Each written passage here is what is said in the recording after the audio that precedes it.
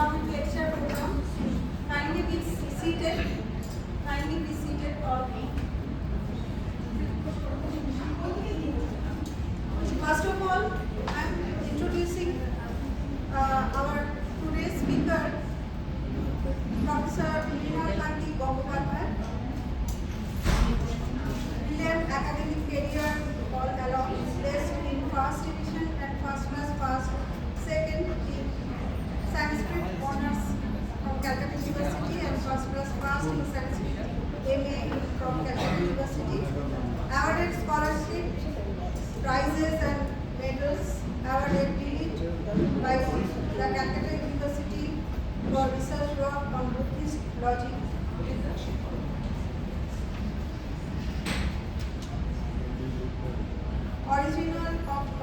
Also passed a number of Sanskrit examinations conducted by the Bangir Sanskrit Shikha Parishad, Government of West Bengal, taught in postgraduate and successfully guided research students for PhD and MD for about 34 years.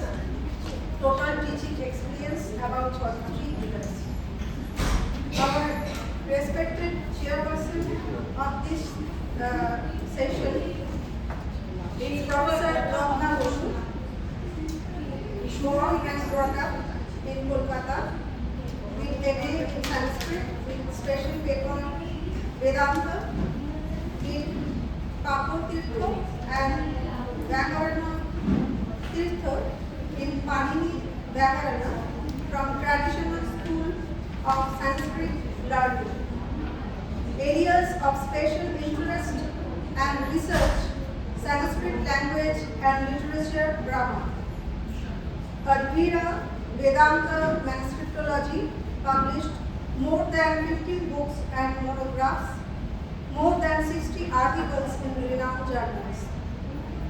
Teaching experience is about 42 years.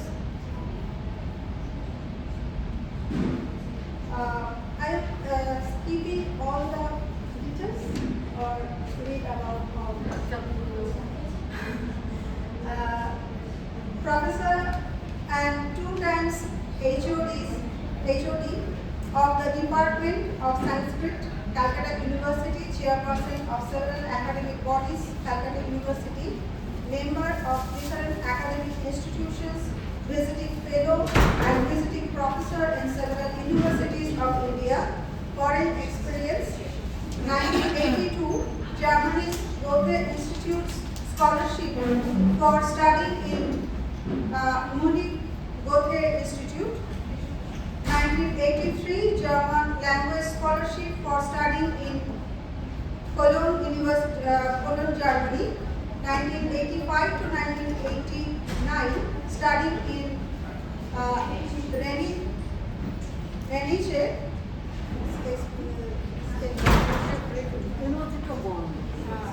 University of Bonn, Germany.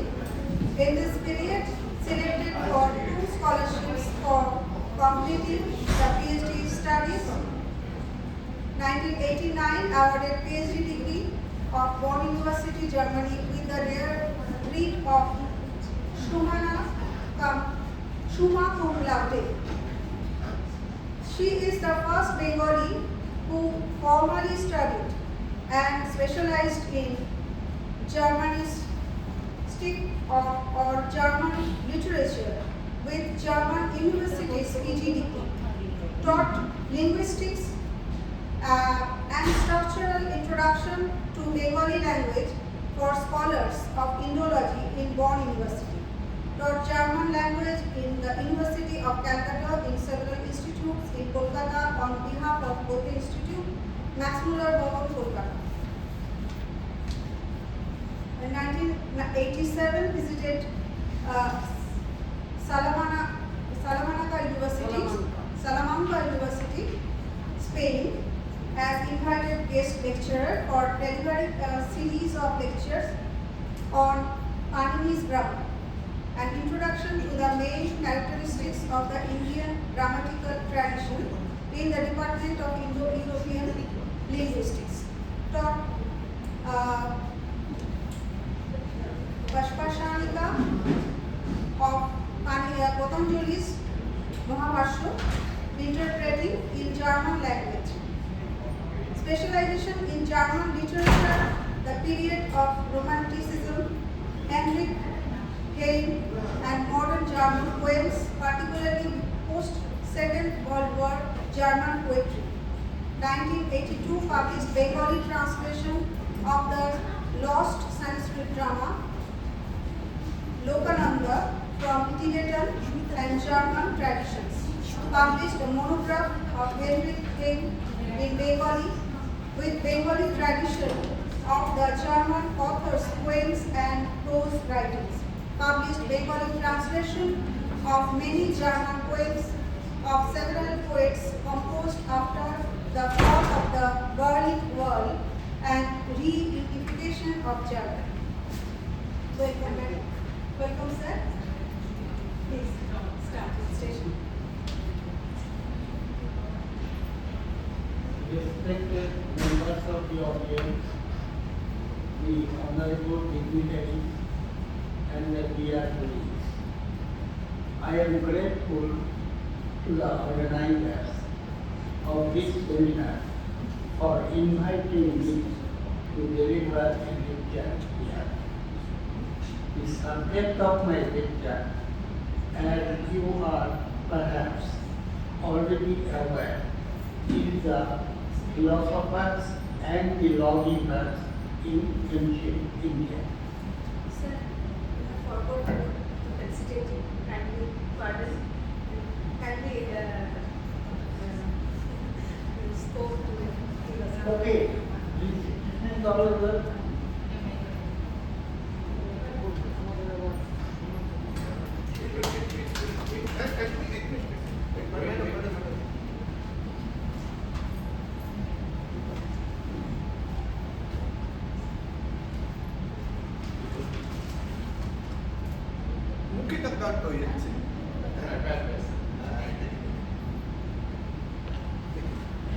Sorry, sir.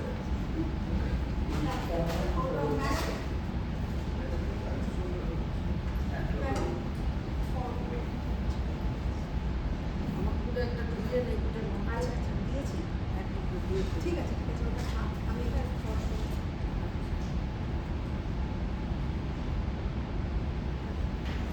এটা একটু হ্যাঁ হ্যাঁ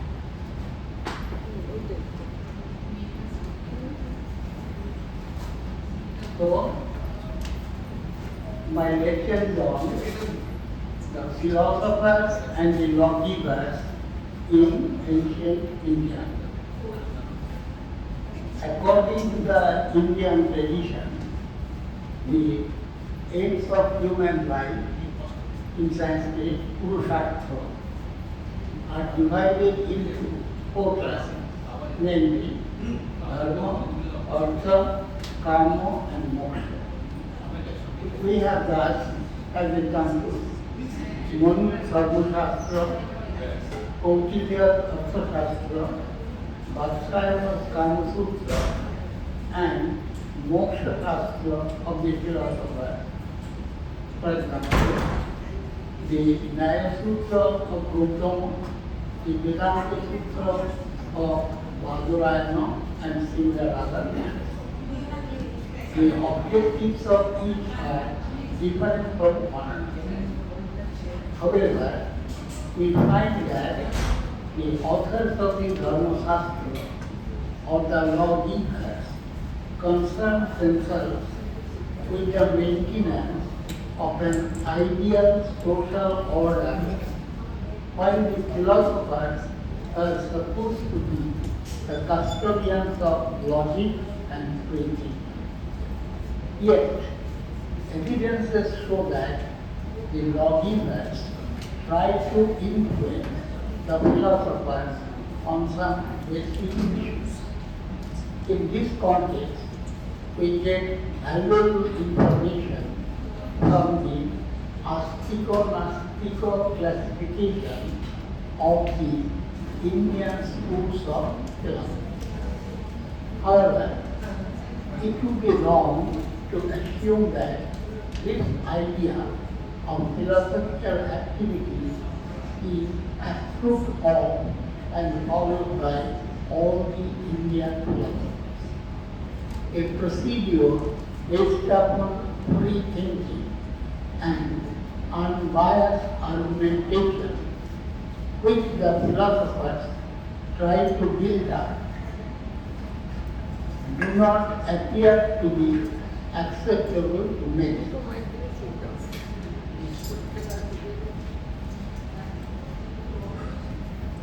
Thus there grows up, side by side, another equally strong, if not stronger, tradition, denouncing a tendency to free thinking or pure argumentation.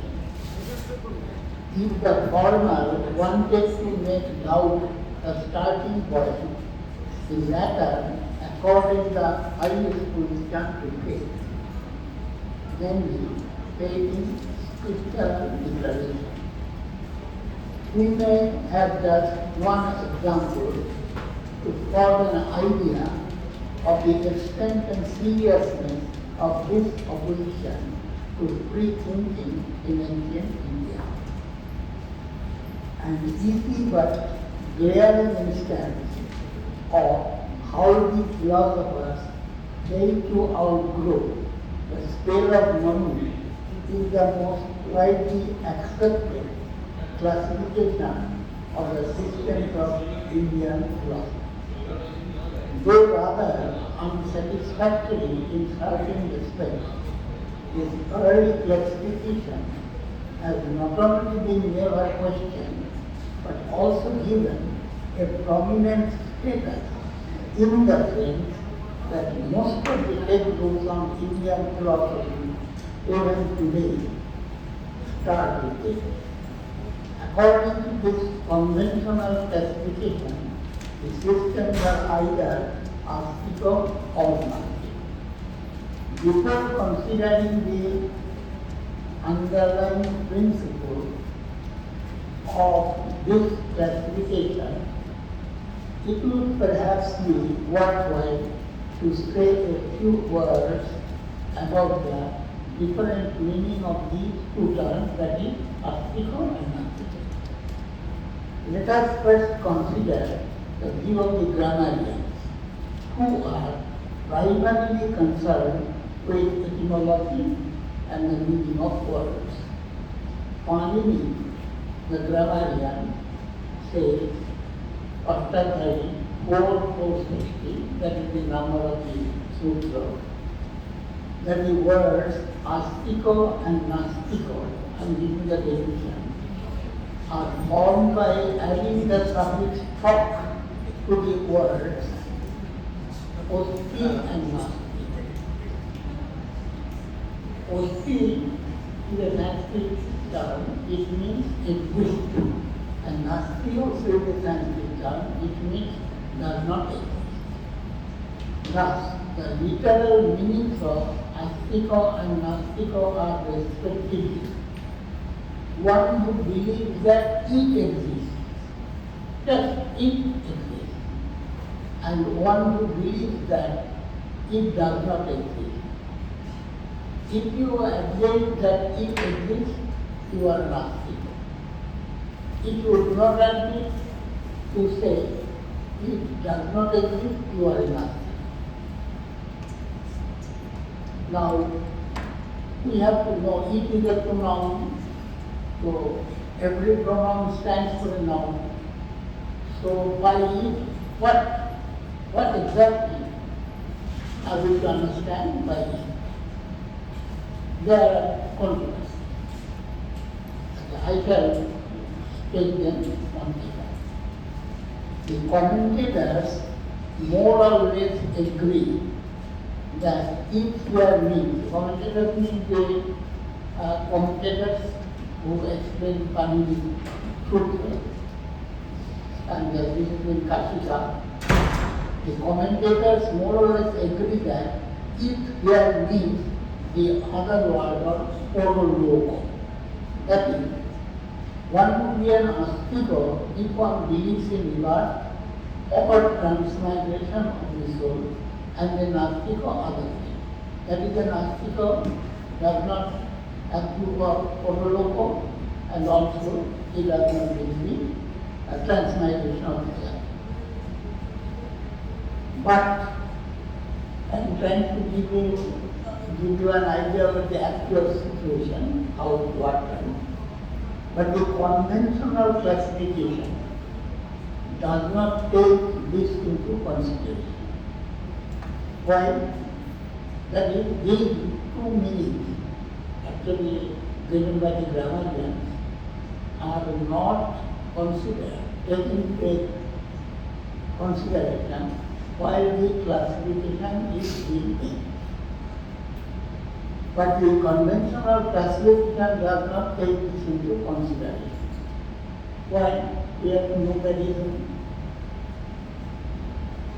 This is just a surmise, or you may say assumption. Anyway, some scholars have argued like this.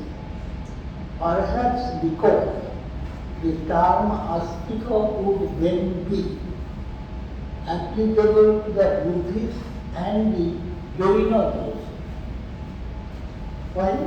Because they also accept the immortality of Islam and its journey through birth. So, in this sense, belief in the existence of Puroloka, even the Buddhist and the Jaina philosophers should have to be considered as astika. But they are not considered so. Why? But how can the representatives of the Brahmanical culture accept such a position? After all, the term astika carries with it a sense of respect and honor. It should not be allowed to be applied to rivals like the Buddhist or the Jaina. So this is the first meaning. Other two meaning of the words in upon these meanings, popular meanings. These two meanings rest on the belief or disbelief. Belief or disbelief in the existence of God. Whether Ishvara really exists or whether Ishvara does not really exist. So, the theist is an astika and the atheist is a nastika. A classification, advantage of this classification, a classification on the basis of certain implication will successfully leave out the Buddhist or the Jaina. So that is one advantage. But there is a disadvantage also. What is that? But still it is not free from difficulty. In that case, the two well-known Brahmanical systems, the Sankhya and the Mimamsa, would have to be considered nastika, because both of them repudiate God in no uncertain terms. Sankhya says there is no God. Mimamsa also says there is no God. Perhaps that is why this meaning also is not taken into consideration by the conventional classification. Because the Brahmanical system, Brahmanical tradition, they cannot denounce the Sankhya. They cannot denounce the Mimamsa. Thus, while classifying the system of philosophy into the Astika and the Nastika groups, special meanings have been attached to the terms. Two meanings are not applicable to us. So a third one is found. What is that? I am stating first and then giving the source. That Astika means one who has faith in the Veda, one who believes in the absolute authority and infallibility of the scriptures. And Nastika means the opposite, namely, one who does not have faith in the scriptures and is rather a vilifier of the scriptures, a vilifier of the scriptures. But what are the circumstances behind such a shift of meaning, such a specialization? Why should we discard the first two meanings and take up this third one? A well-known scholar, this is Sanskrit, a very well-known Indian scholar. He has written a book, A Primer of Indian Knowledge. In his introduction, this scholar, after noting that various meanings, remarks non-committed that a post-Buddhistic but pre-Christian tradition seeks the special meanings from that. Here we only get information that it was some authorities wanted to take up this meaning, but actually the source, who was the actual advocate of this meaning, we have no idea. But we get it from whom? The only scholar to make a categorical statement is S.N. Bharati. He was a very well-known scholar of Indian philosophy, and he was the principal of the government Chancellor, a very noted scholar, and his work is published from Cambridge. He says, but we have the definition of Nastika in Monu's own words. In Monu's own words as one who controverts the Vedic doctrine. Monu clearly says that Nastiko Veda Vindaka. Who is a Nastiko? A Nastiko is who believes the Veda, who does not believe in the authority of the Veda. Fortunately or unfortunately, this tradition became fixed as if for all time, and the Indian family Rabindra acquired an absolute philosophical significance scientifically. And now the question is, well, Monu proposed these different meanings, but does it really make any impact on the actual philosopher? Yes. I shall give only one or two examples. Just by way of illustrating how the scale of absolute Vedic authority helps sway over the classical Indian philosophers, we may refer to the remarks of two of them, one early and the other late. The first one is Philosopher, who belongs probably to the 80, an authority of the Vedic system classifies false knowledge of India and Sanskrit into four columns, one of which is called Viparya. Viparya means the contradictory false knowledge, totally opposed to it. One of the illustrations for Viparya given by him is a false knowledge in the form it is beneficial, that this shastra is beneficial for our good, which regards to the views advocated by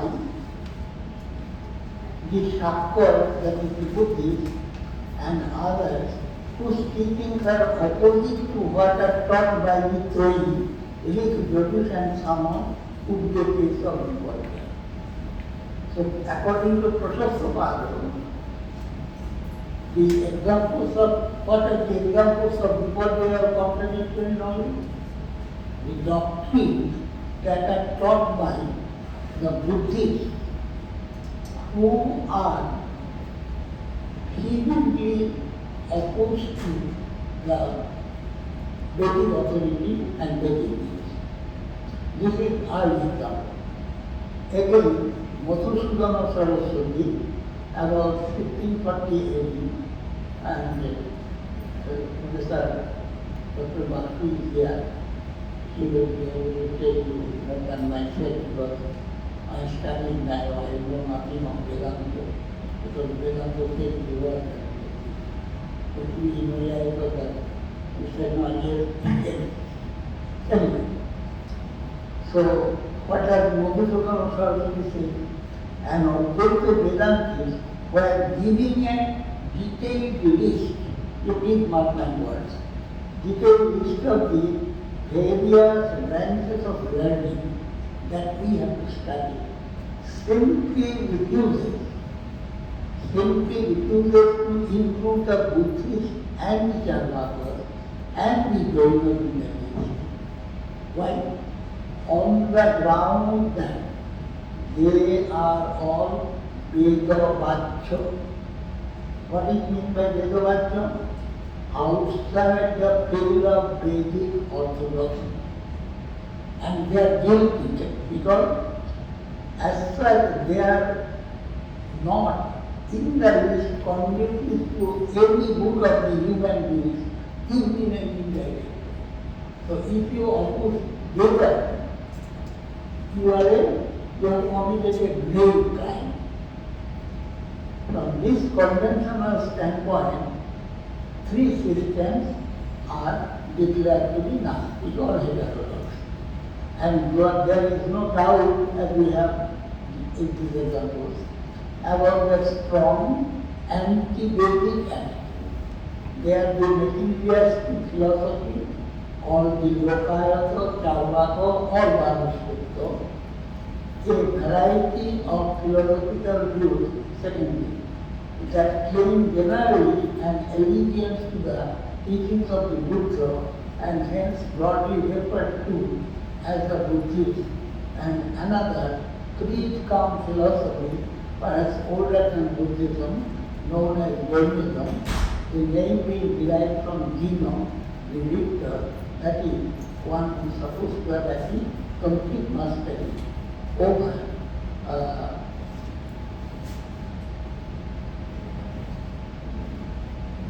oneself by overcoming the pattern. On the other hand, the six systems are declared to be Astic or Orthodox, which are Purvamimamsa of Jainini, Vedanta of Badarayana, Sankhya of Kapila, Yoga of Patanjali, Nyaya of Gautama, and Vaishishta of Kanada.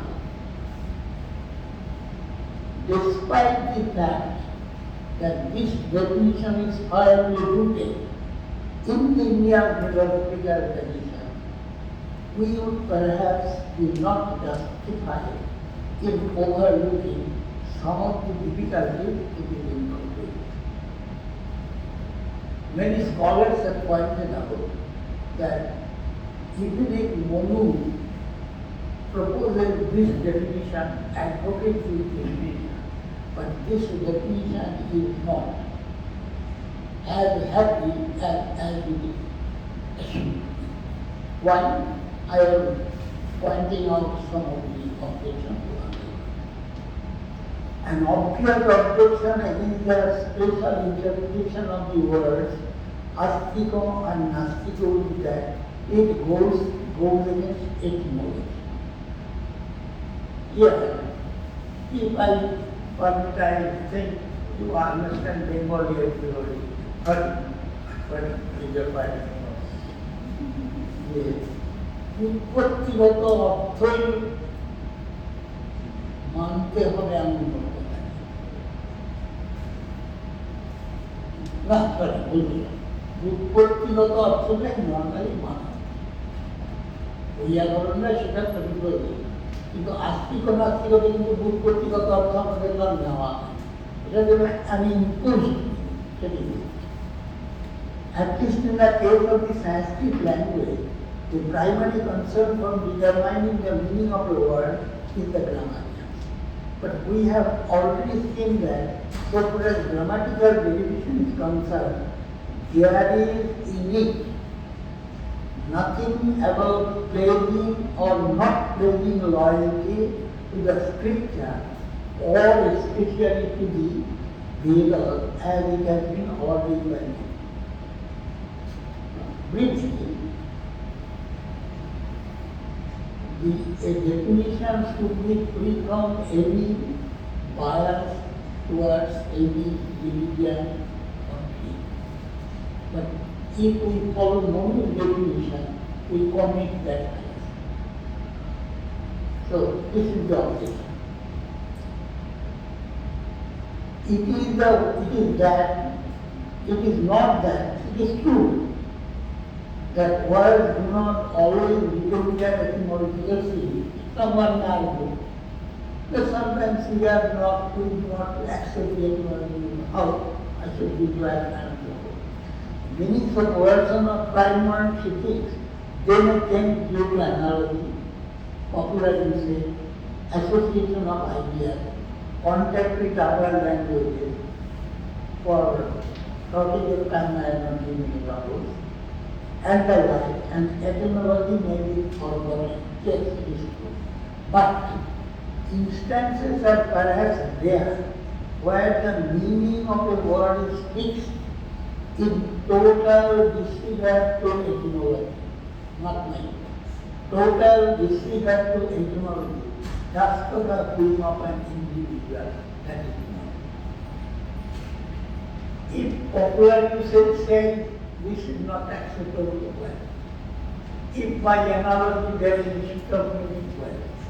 But a personal opinion as if being possibly impossible. The other peculiar point about this classification is that it originates from a non-philosopher. Monu is, after all, a lawgiver and not a philosopher. Unlike the philosopher, the lawgiver may not be concerned with an essentially rational approach to reality. Rather, he is interested in the security of a social structure which he considers to be the most desirable and ideal. We have already referred to the fact that, according to the lawgivers, one of the highly detestable activities is free thinking outside the general structure of things, reasoning not in conformity to what is declared in the scriptures. In the list of offences against free thinking, offences against free thinking is rather inconsiderate. In fact, Monu says that if one denounces the Veda, if a person dares to question the authority of the Veda, even if he is a Brahmin, he is the highest caste of the society. So, sadhuri bodhkarya, she should be ousted, thrown away from the society. So, this is. And another problem is, this conventional classification seems to fall through on another ground also. Being astika or nastika depends on having or not having faith in the Vedas. The scripture is a particular religion. What would be the situation if a similar principle is adopted for classification by other religions or systems also? If the Theravada argue that the only criteria for being an astika is faith in the great Sutra, what would be the faith of the other systems? Should we consider every other system as nothing but astika? Similarly, if the Buddhists of the Vedas decide to consider as astika only one who devoutly follows the precepts as laid down by the Buddha or the Mahavira, we shall have different sects of astika and nastika. In short, we shall hopelessly land in the Maya. So there will be no justifiable classification of philosophy is possible. So this is one part. And then Anyway, I think I should try to be brief. We shall next give another example, and this is from the Chandogya Upanishad, 4.1. This is the story of Janasuti and Vaiko. Janasuti was a very liberal man. He built rest houses for people, and people could take food free from his rest house. Now, one night, some swans flew past one of them, one another, that we should be careful because the glow of Janasuti has spread from earth to heaven, and he must not touch as it might burn him up. Now, briefly, the story is that Janasuti was resting on the terrace, and some swans flew over him. This said that, no, so one of the swans said that Janasuti was a very famous man, a man of great wisdom. But other swans laughed at this idea and said, no, Janasuti is not as wise as the Vaiko. Vaiko, the man in the cart, Shokotobhan Vaiko, cart. So, on listening to this conversation of these swans, Janasuti was very sad, and he thought that he should find out this Vaiko and request him to teach him the highest form of life. So he went to him with a lot of gifts, which included many cows, some money, and also his own young daughter. That you take, told Vaiko that you accept her as your man.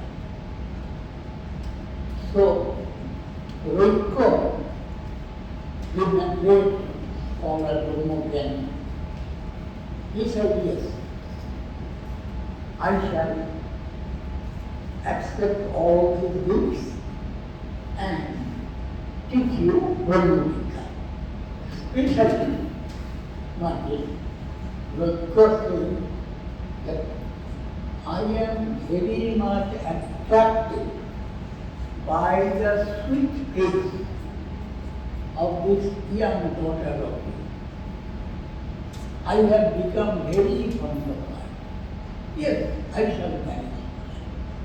So, Vaiko agreed. And agreed to teach Janasuti. So far there is no problem. But the trouble starts, at least scholars have trouble, as we find in the actual Upanishad text of the Upanishad. While talking to Vaiko, while talking to Janasuti, Vaiko addresses him as a Shudra. A Shudra is a derogatory term. And a Shudra means, at least in ancient society, a Shudra was a very condemned person. Addresses Vaiko as Shudra. And so the question arises that Vaiko decided, Vaiko agreed to teach a Shudra. How can he do that? Because, so Shankaracharya, who wrote commentaries on the Upanishads. Shankaracharya, he was a champion of the Brahmanical society. He said that, what is the answer? Why should we put this story that to teach a Shudra doing a very bad job? So, Shankaracharya said that the word Shudra here does not mean, it is not to be taken in a literal sense. The word Shudra literally means a man who belongs to the lowest strata of this world, who is a bad person, who has no social standing yet. But here, Shankaracharya's argument is that he uses the term Shudra, not meaning, his implication is not that Vaidya is really Shudra. Vaidya is comparable to Shudra. Vaidya is comparable to Shudra. Why Vaidya is comparable to Shudra? Vaidya is comparable to Shudra. Vaidya is comparable to Shudra because he indulges in an activity.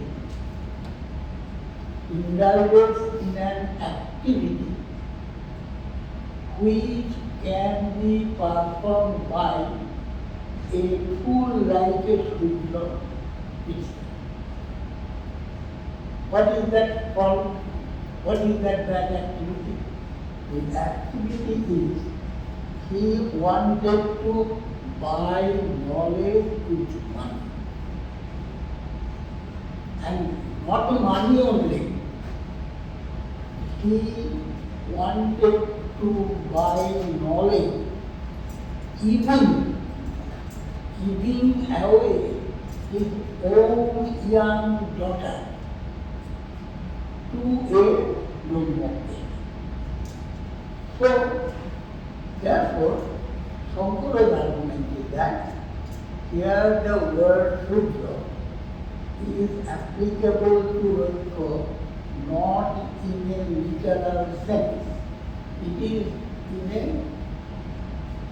figurative sense. In Sanskrit with a lotion. I can give you just an example. For example, when I say India is a big country, here India means India. But when I say that India has won the cricket match,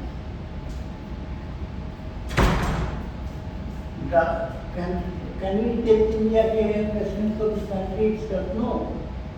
A country cannot play a cricket match. There India means the players who live in India. So this is secondary.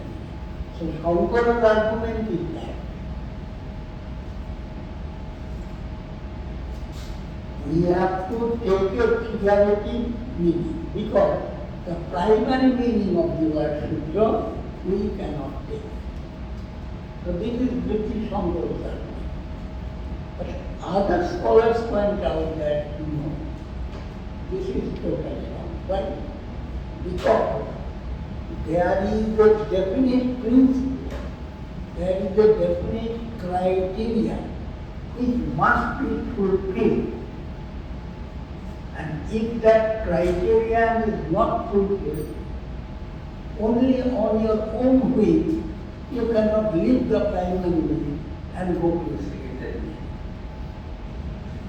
So in Sanskrit we say, Rurir Yogam Apod.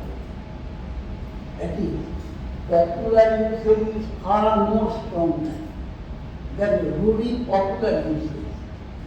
If there is a conflict between popular use, meaning popularly used, the word is used, and the derivative meaning, the meaning that is popularly accepted is stronger, is given preference. In fact, the argument is anti-Shankar argument that even if we accept the term Shudra in its literal sense, when Loika is addressing Janasuti, there is no problem. It is called in Sanskrit Mukshat of Path. Contradiction with the primary meaning. No. In fact, Loika meant, actually he meant the literal meaning. He wanted to denounce it because he wanted to buy knowledge. So therefore, this is not acceptable conversation. So I conclude that this shows that in ancient India, there was a strong tendency on the part of the lawgivers. Again I repeat, they were not philosophers. They were not concerned with reality, the realities of the world. They wanted to create, they wanted to promote a particular form of social order, which they thought it would be beneficial for the society. They had no concern with philosophy, thinking. But there was another tradition, almost equally strong, who tried to uphold that no, free thinking, unbiased logic should be given. Otherwise, there is no hope for human being, there is no hope for human being. I am sorry that I have written a lot, though I am not a learned person like Philosopher. Still, anyway, I think I have been able to give you some idea. So thank you all for giving me a patient care.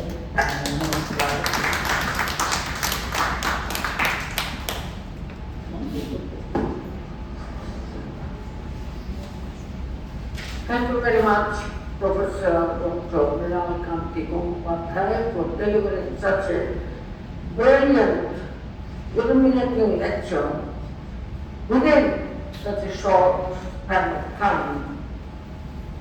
I am thankful to the organizers of KSAS and all others who have organized this lecture session, and I feel rather very shy to chair a session where the speaker is such a senior professor, much senior to me, and he is not only senior by age, by every magnitude of his learning and performance and reputation, he is great.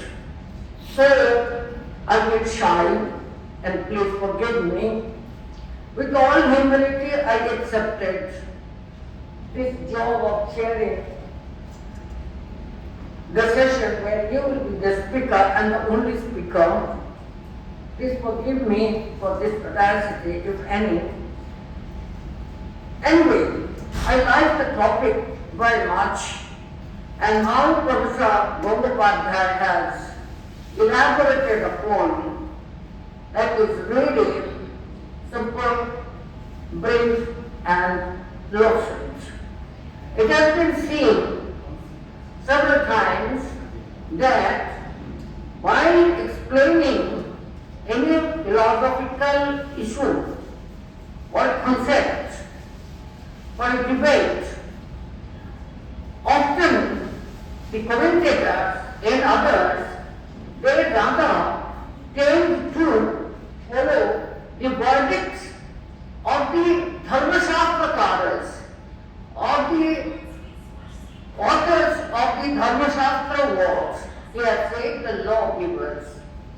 lawgiver's view or target was to keep the society intact with varnashrama dharma. So that nobody comes forward and had any scope to challenge their verdicts or laws for keeping intact this varnashrama dharma to be followed by all people and to be monitored and administered by the ruler king. Anyway, he has explained very nicely how the etymological and grammatical meaning of the words astika and nastika were changed to other meanings and were developed.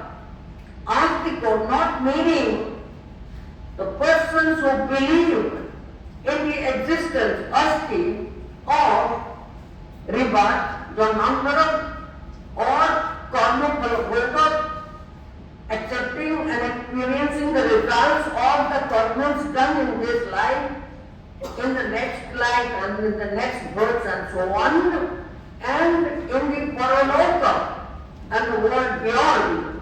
He is a astika, and the person who does not believe in all this is a nastika.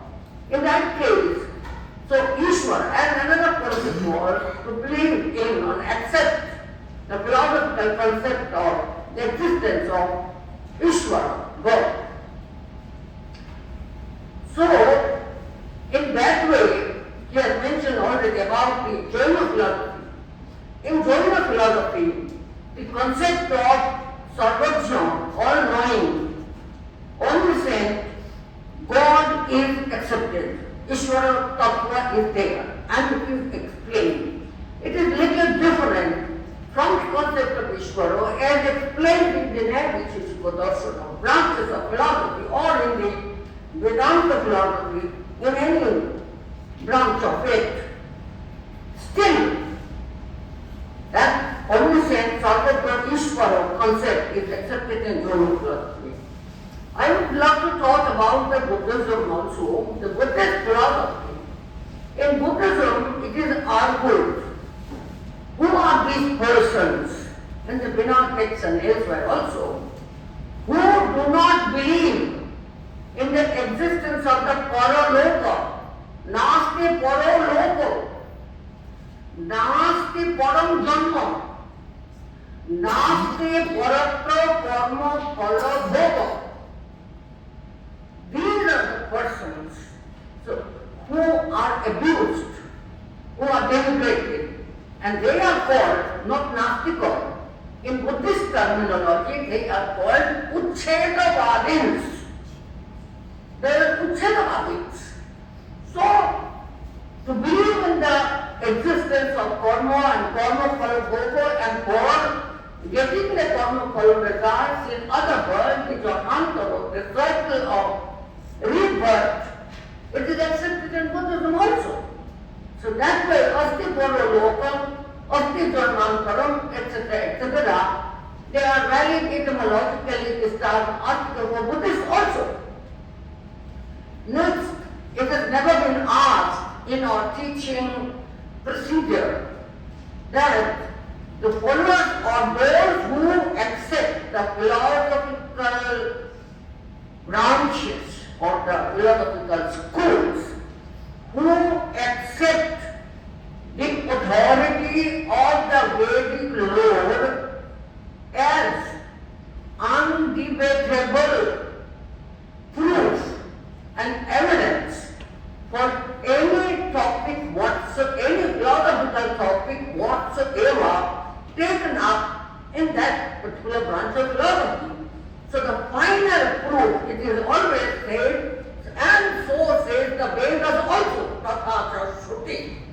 So that is the final, topmost, unchallengeable, undebatable, and apaurushaya. So not connected with any sort of personal creation. That type of proof is the Vedic law. So those philosophical schools who believe in this type of concept, are then named as astika. And it has root, as we have said, nicely in Manusmriti, Manusamhita, the text of prominent text of Dharmashastra, which is said, someone who abuses or uses abusive words or attacks the Vedas, sa sabhaya sadhubik bahiskaryo nastiko veda nindako. But that is in completely separate context. Yet that line of Manu has been taken up by all the philosophers. Now, this question never has been taken up in any discussion. I have written something small and there I have mentioned it. Now, all the philosophies based on not on the Vedic law but on the Agama texts like the Pancharatra Agama, Shaiva Agama and so on. So these Agamic philosophies, they do not accept the Vedic law as the final, ultimate, unchallengeable, undebatable or Paurusheya Pramana proof or evidence. But nobody dared call them Nastika. That point is never raised at all. Even in current scholarship, this point is never raised. So in those cases, their highest proof are the Agama texts. Whatever Agama they have, there are several Agamas and they also call their Agamas as Anadi and final proof and evidence for their philosophical concepts. So this point is also very serious and they don't consider the Vedas just like the Buddhists or the journals and Charvakas or the Bharati. This Agamic philosophy also never refer to the Vedic law as the highest proof. So finally I would say that these are some points and there is another thing very important because of lack of time he did not mention. I think they say that the lawgiver says if any person in the society keeps contact with the mlechas and the antyagas, the low caste people and so on, then he will become an outcast. He will not be accepted in the school of Brahmins, he will not be allowed to perform the sacrificial rites or the pujas and havans and anything. So any ceremonies that person will not be allowed to conduct. But the one Mimamsa, so in Purva Mimamsa, in Germany's Mimamsa Sutra, there is one sutra, I think in 3rd chapter, it says that these Vedic Brahmanas who are performing sacrificial rites, yajans, and who have forgotten because of non-usage certain meanings of certain Vedic words, which are very much essential for the Vedic animal sacrifice rites and rituals. They should then go to the lectures, accept them as teacher and learn the meaning of these words so that they do not commit any mistake while performing the Pashu Yaga. Why this is so essential? Because in offering the Pashu, the animal in the sacrifice, it cannot be done haphazardly or arbitrarily. Which part of the body of the animal being offered is to be offered first, and the sequence of the limbs and parts of the body of the animal is very important. In that case, we find that the examples which are taken up there are mostly the words related to the anatomy of birds and certain animals which are offered in Pashujaga. So this is again, so there this person Mimamsa Sutra, the philosophy does not say that they will be fallen in the society, they will become rakya, they will become outcast, they will not be allowed to sit with the Brahmins and take food with the Brahmins sitting in the same row, or they will not be allowed to have any respect, any position, any activity as Brahmin in the society. So this is the contradiction. The philosophers are having the utmost goal to have the logic and the intellect. So philosophy says, in order so that the meanings of the word are not misunderstood and the animal sacrifice is done with all seriousness without any mistake, so they should rather go to the lectures and learn the meaning of these words so that their own work could be done perfectly. I conclude with the story, as Professor Ganguly has mentioned, the story of Raikava. Why Shankaracharya is bent upon establishing that Raikava was actually not a Shudra. He could be called Shudra-like because of his habits and his attitudes and this.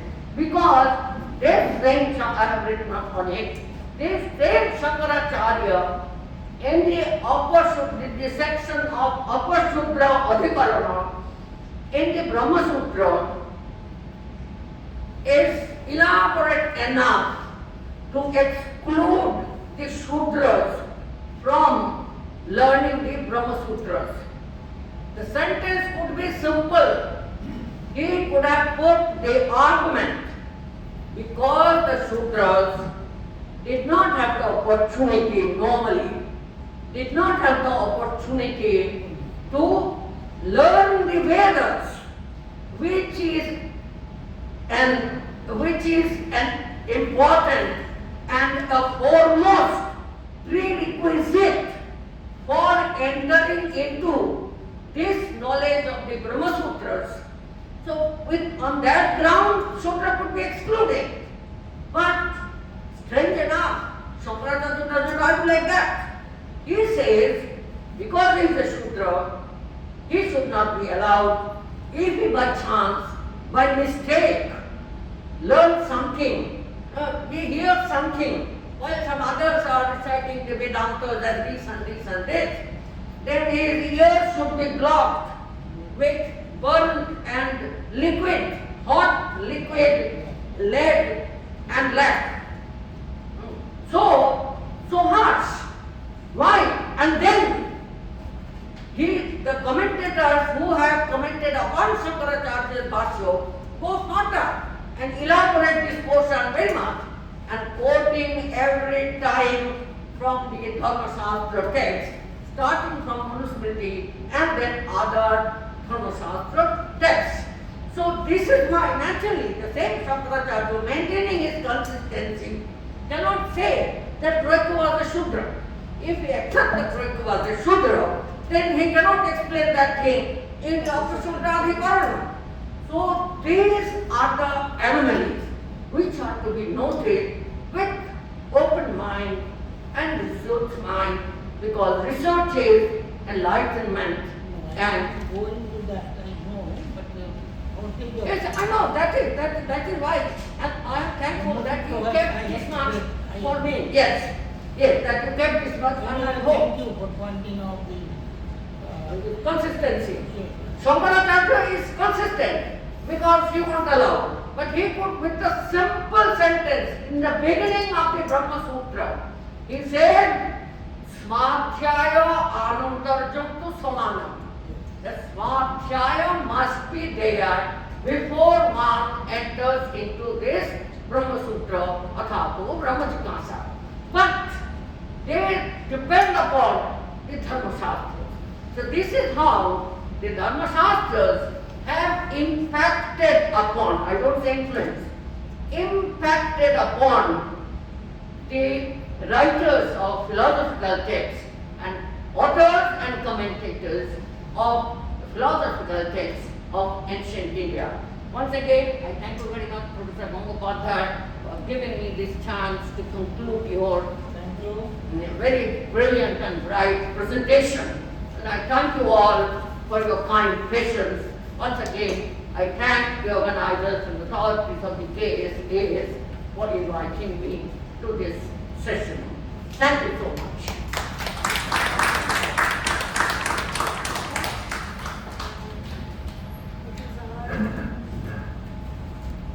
It's our honor that you are here representing nations, and we are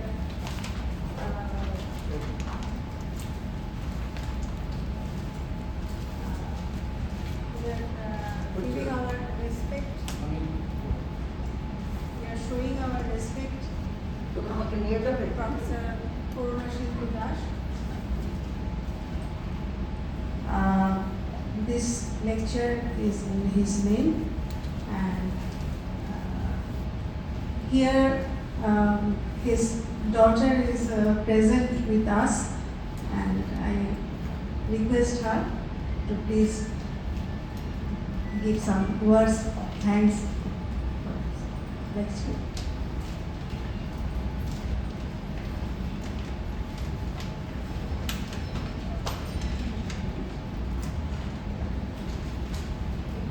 নমস্কার, আমি এখানে উপস্থিত সকলকে আমার শ্রদ্ধা ও প্রণাম জানাই এবং আজকের এই অনুষ্ঠানের লেকচার আয়োজনের জন্য আমি কলকাতা সোসাইটি ফর এশিয়ান স্টাডিজের কাছে আমার কৃতজ্ঞতা প্রকাশ করছি এবং আজকে উপস্থিত যে আমাদের প্রধান বক্তা মৃণালকান্তি গঙ্গোপাধ্যায় স্যারকে আমার শ্রদ্ধা ও প্রণাম জানাই ও কৃতজ্ঞতা প্রকাশ করি।